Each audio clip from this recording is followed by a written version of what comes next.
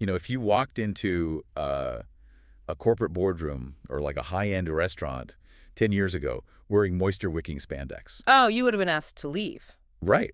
Like politely or maybe not so politely asked to head for the exit. Yeah, or at the very least, you're getting some incredibly judgmental stares from across the room. Exactly. But today, Mm. you walk in wearing that and you are probably the most intentionally dressed person in the room. It's a complete 180. It really is. It's wild. So welcome to the deep dive, everyone. Today we are opening up this really comprehensive source document. It's titled From Gym to Brunch. Great title, by the way. It really nails it. And our mission today for you listening is to basically deconstruct this massive, explosive trend of styling yoga sets as daily wear. Right. We're looking at the evolution. Yeah, exactly how and why activewear evolved from, the treadmill to the local coffee shop, and more importantly, how you can actually leverage this trend to save yourself time without sacrificing an ounce of style. Which, that really requires looking at this whole phenomenon through a much wider lens. Right. Like, we need to set the stage by recognizing that athleisure, it long ago shed its status as just some passing micro-trend. It's not a fad anymore. No, not at all. It's not a temporary shift in habits. The source document makes it incredibly clear that this aesthetic is dominating global hubs now. Airports, shopping malls. Yes, casual workspaces, social gatherings worldwide. Mm-hmm. It is a fundamental rewiring of how consumers actually think about premium fashion and, well, utility. I really want to dig into the sociology of that rewiring because the document spends a significant amount of time analyzing what it calls the hybrid lifestyle. Yeah, that's a key concept here. It paints this vivid picture of the modern consumer who is basically just pinballing between vastly different environments in a single 12-hour period. Right, the schedule is just relentless. Exactly. Like you do a morning workout, immediately transition into a work-from-home setup, then you, sprint out for a midday coffee meeting. And then head straight to a dinner or a social outing after that. Yeah. And the velocity of that schedule, that is the engine behind this entire movement. Because you can't keep changing clothes. Exactly. Think about the traditional compartmentalized wardrobe. In the past, if you were participating in those 4 different activities, that required 4 distinct outfits. Right. Your athletic gear, your professional wear, casual wear, evening wear. And the source points out that people are simply refusing to tolerate the friction of changing clothes 3 times a day anymore. It's exhausting just thinking about it. It is. It's a massive drain on time and, decision-making energy. Okay, let's unpack this. Because the modern consumer is essentially demanding that their clothing keep up with the pace of their life. Right. Which leads to this really active rejection of traditional restrictive clothing. The document notes this massive pivot away from things like stiff, heavy denim or highly tailored, non-stretch trousers. Yeah, nobody wants to sit at a desk in stiff jeans anymore. No, but I don't think this is just about throwing on whatever happens to be comfortable. Because if it were just about comfort, we'd all be walking around in oversized flannel pajamas. Well, yeah, and we aren't doing that. Right. There is this specific demand for the naturally contouring, flattering fit that premium activewear actually provides. What's fascinating here is how the source frames that dual demand. People absolutely refuse to compromise between comfort and appearance anymore. They want both. They want both, and they want them simultaneously. They want the time-saving efficiency of stretch fabrics, but they still want to project, status, health, intentionality. Sure. And activewear provides a compressive, structured silhouette that flatters the body while allowing for total, unrestricted movement. Right. It solves the comfort problem and the aesthetic problem all at once. It honestly sounds to me like the premium yoga set has essentially become the modern-day Swiss Army knife of our closets. Oh, that's a great way to put it. Like one tool that adapts to whatever environment you drop it into. Mm-hmm. You don't change the tool, you just change the attachment to shift the context. That is a highly accurate way to visualize it, honestly. The base layer remains a constant. It provides the functional utility and the physical comfort. Right. While the external layers and accessories, they do all the heavy lifting of signaling the actual social context. But surely the document isn't suggesting we can wear literally any gym clothes to a brunch date. Oh, right? Definitely not. Because we all have that drawer, right?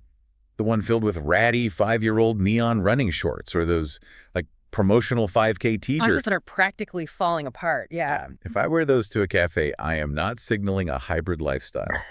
I am signaling that I forgot to do my laundry. Exactly. So where is the actual line between looking intentionally chic versus looking like you just wandered out of a sweaty spin class in a daze? Well, the source is ruthlessly specific about that exact boundary. And this is honestly where most people fail when they attempt this aesthetic. Oh, really? Yeah, you cannot pull this off if you are still thinking about these pieces as workout gear. Okay. So what are we supposed to think of them as? You have to recontextualize them as a street-ready base layer. A street-ready base layer. Yeah. And to achieve that, the document lays out strict criteria for the anatomy of the clothing itself. It leans heavily into premium fabric technology. Yeah, I was looking at that breakdown on the source. The technical requirements are intense. Very intense. It says the fabrics have to feature advanced moisture-wicking technology, stretchable compression that, and this is key, doesn't lose its shape after an hour of wear. Right, no bagging at the knees. Exactly. High breathability, a premium soft touch finish, and there is one absolute non-negotiable metric. The opacity. Yes, it must be 100% non-transparent. The transparency issue is the ultimate deal breaker. The second a fabric stretches across the body and becomes sheer, it loses any semblance of premium fashion. It just looks cheap. It instantly reads as low-quality gym apparel. The source actually highlights the brand Apparelizer as a prime example here. Right, I saw that. They're a company that has engineered its collections specifically around this gap in the market. They combine high-level athletic performance, meaning the garment actually functions during a workout, with the thick, structured, wearable aesthetics required for streetwear. Structure really seems to be the key word there, right? Yeah. Because if the fabric doesn't hold its shape, it just drapes poorly and looks messy. Exactly. But it's not just the physical engineering of the fabric. The visual semiotics matter just as much. Oh, huge part of it. The document places a massive emphasis on color theory and coordination. It specifically advocates for neutral tones, like we're talking black, beige, olive, gray, cream, and mocha. And crucially, the source insists on monochromatic matching sets. Right, pairing the exact same tone on the top and the bottom. But why is that so important? Like, why does a matching mocha set elevate the look so drastically compared to, say, black leggings and a gray top? Because they're both neutral, right? Mm-hmm. Why does the monochromatic element act as such a powerful visual signal? Because a monochromatic set instantly creates an unbroken visual line, and that mimics the intentionality of a tailored suit. Oh, wow. Okay. Yeah. When your top and bottom perfectly match in a sophisticated muted tone like olive or cream, it tells the human eye that this was a deliberate, curated fashion choice. It's intentional. Exactly. It eliminates the visual chaos of contrasting colors. It whispers luxury, whereas mismatched gym clothes shout utility. Here's where it gets really interesting, because it's basically architectural. Architectural. I like that. Yeah.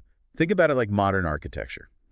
Just like a skyscraper requires this sleek, highly engineered steel core to hold up the glass facade, an outfit requires a structured, cohesive base. Right. If you build your base layer out of cheap, neon mismatched fabrics, the foundation is chaotic. It looks like a toy. But if you use premium neutral stone, or in this case monochromatic fabrics, suddenly you have a luxury foundation. Exactly. It's clean, minimalist, and structurally sound. Right. And that minimalist architecture is exactly what allows you to start playing with the external design. Because even with a premium, perfectly matched beige set, if you walk into a Michelin star restaurant in just a sports bra and leggings, You're still going to feel very exposed. highly exposed. The base layer solves the physical comfort problem, but it doesn't entirely solve the social context problem. That makes sense. That is where the outerwear comes in to manipulate the narrative. Which brings us to the actual mechanics of layering. The document provides several specific outfit formulas, and rather than just reading a list, I want to look at the visual tension they create. Okay, let's do it. Let's look at the chic casual formula first. The source suggests taking a fitted yoga top and high-waisted leggings and draping a long, structured trench coat over them.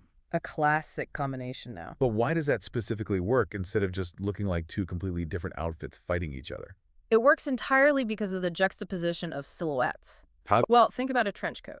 It's historically a piece of formal, tailored outerwear. It has sharp shoulders, a collar, significant volume. Right.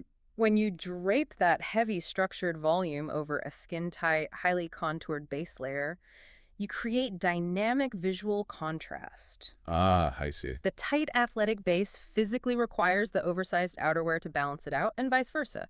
It communicates that you understand proportion. So what does this all mean? I want to pose a playful challenge to you here, using another one of the document's formulas. Bring it on.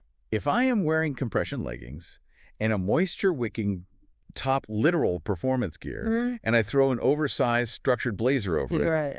does that actually fool anyone into thinking I'm dressed up?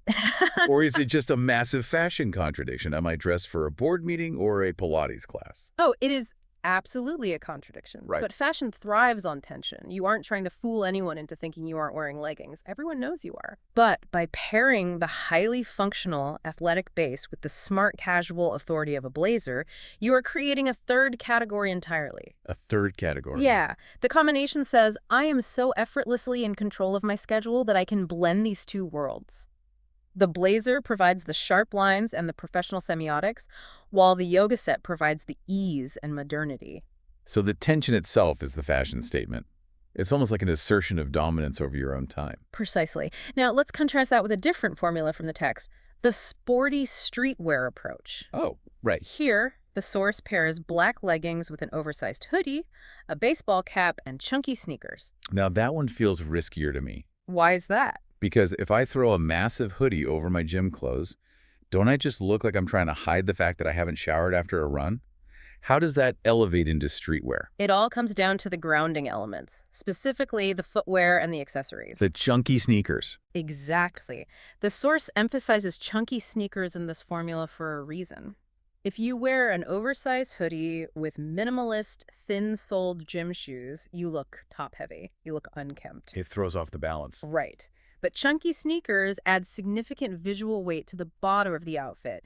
They anchor the oversized silhouette of the hoodie. And the leggings just kind of disappear in the middle. Yes. The tight black leggings serve as the negative space that keeps the whole look from appearing too bulky. That makes the minimalist monochrome formula from the document make so much more sense now. Oh, the beige set. Yeah, that formula takes the beige matching set and pairs it with an oversized cream cardigan and crisp white sneakers. That's a gorgeous look. It really is. Yeah. The loose draped texture of the knit cardigan softens the athletic compression of the spandex. Yeah. And then the tonal harmony, the beige, and the cream keeps the entire visual footprint luxurious and calm. And you mentioned accessories earlier. The source is adamant that accessories are the crucial semiotic signals here. Right. They differentiate a completed outfit from an accidental one. Absolutely. The document lists minimalist gold jewelry, structured crossbody bags, oversized sunglasses, and nice tote bags. It's fascinating how a pair of gold hoop earrings and a structured leather bag can completely overwrite the context of a sports bra. They act as the decorative fixtures on your architectural foundation. A structured leather crossbody bag introduces a rigid, non-athletic material into the mix. It breaks it up. Right. And gold jewelry introduces shine and formality. These elements serve as visual anchors that tell the observer, hey, this outfit was assembled with intent. Okay, so we've established the architecture of the base and the tension of the layers.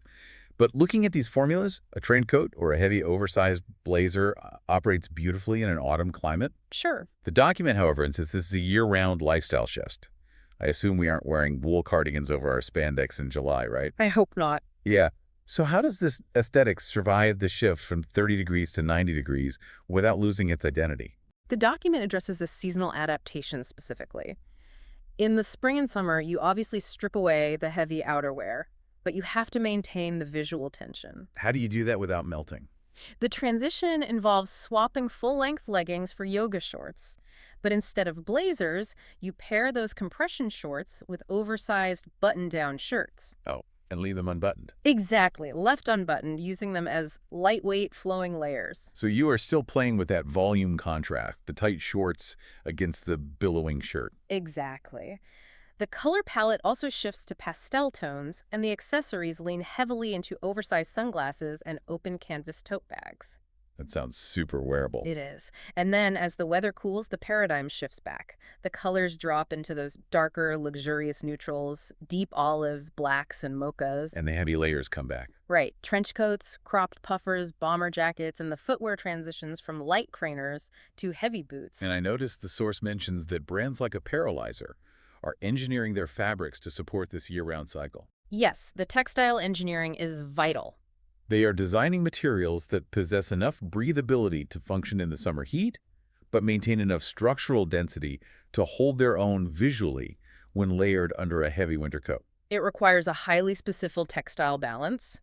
It requires a fabric that refuses to look flimsy, regardless of the season. Which brings up a critical question about the timeline of this entire movement. Okay. Why did this specific aesthetic explode so aggressively over the last few years? I mean, the concept of spandex isn't new. Trench coats aren't new. Why did the fusion of the two suddenly conquer the global wardrobe? Well, if we connect this to the bigger picture, we really have to examine the influence of the algorithm. Social media. Exactly.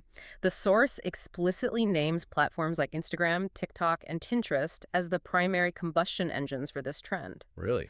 Influencers and celebrities took what was essentially a practical, utility-based clothing choice and weaponized it into a highly visible status symbol. I want to pause on that because it feels like a chicken and egg scenario. Passing? Well, are we as consumers driving this trend Ah. because we genuinely want the comfort of a hybrid wardrobe? Or are the visual demands of the TikTok algorithm simply retraining our brains on what fashion is supposed to look like? That's a great point. Like, are we making choices based on utility, or are we just pantomiming digital aesthetics? The reality presented in the source is that it is a highly efficient, cyclical feedback loop. Okay, walk me through that. It originated from a place of genuine utility. People were living those fragmented, high-speed, hybrid lifestyles we talked about, and they desperately needed the flexibility of stretch fabrics. Right. But once social media platforms got hold of the aesthetic, the algorithm quickly identified that these clean, monochromatic, form-fitting sets perform incredibly well visually. Because they eliminate visual clutter. Yes. A beige matching set serves as this perfect, minimalist, blank canvas that allows the creator's face or their environment to be the focal point of the video. Precisely. They pop on a small screen, they look polished, they contour the body, and they implicitly convey an aspirational narrative. Right, the narrative of the person who just has it all together. Exactly. The person who works out, drinks expensive green juice, manages a career, and still has time to meet friends for brunch, all without breaking a sweat. Yes, it sells an ethos of effortless optimization. So the algorithm aggressively pushes that specific minimalist athleisure aesthetic. Millions of users are exposed to it, they feel inspired by the visual aspiration, and they decide to try it.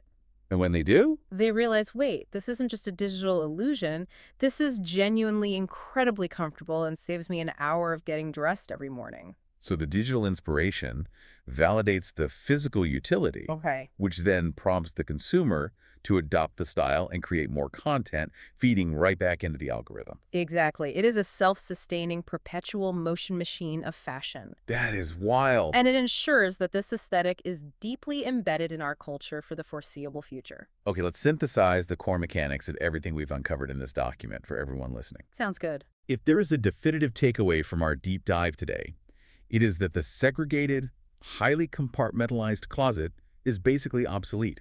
You no longer need a work section and a gym drawer that never interact. The boundaries have been permanently erased. Completely erased. You can actively reclaim your time and energy by investing in the right architectural foundation. A base layer. Right. If you source premium neutral monochromatic sets, ensuring they possess that vital structural stretch, moisture